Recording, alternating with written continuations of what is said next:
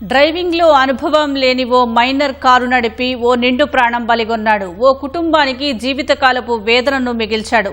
మైనర్లకు వాహనాలు నడపకూడదని పోలీసులు ఎంత చెబుతున్నా కొందరు చెవికి ఎక్కడం లేదు. వారి సరదా కోసం వాహనాలు నడిపి ఎదురువారి జీవితాల్లో చీకటి నింపుతున్నారు.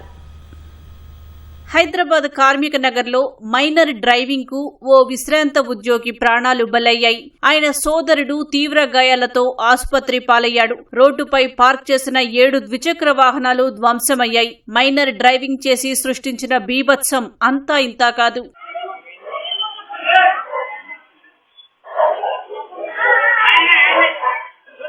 బోరబండకు చెందిన నవాజ్, మరో 2 మైనర్లు ఎస్ఆర్ నగర్ లోని ప్రైవేటు కళాశాలలో ఇంటర్ ద్వితీయ సంవత్సరం చదువుతున్నారు.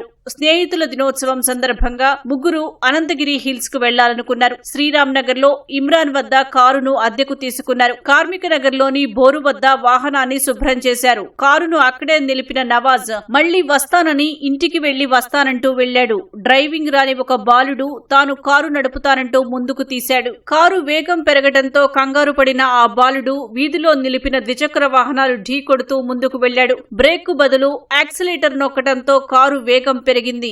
అదే సమయంలో ద్విచక్ర వాహనంపై అన్నదమ్ములు రాజ్ కుమార్, ప్రభాకర్ ఎదురుగా వస్తూ కారును తప్పించుకునేందుకు వాహనాన్ని మరింత పక్కకు పోనిచ్చారు. అయినా ఫలితం లేకపోయింది. అప్పటికే దూసుకువచ్చిన కారు ద్విచక్ర వాహనాన్ని ఢీకొట్టి ఈడ్చుకుంటూ వెళ్లింది. కారు చక్రాల కింద నలిగిపోయిన రాజ్ కుమార్ అక్కడికక్కడే మృతి చెందారు. తీవ్రంగా గాయపడిన ప్రభాకర్ ను స్థానికులు మాదాపూర్లోని ప్రైవేటు ఆసుపత్రికి తరలించారు.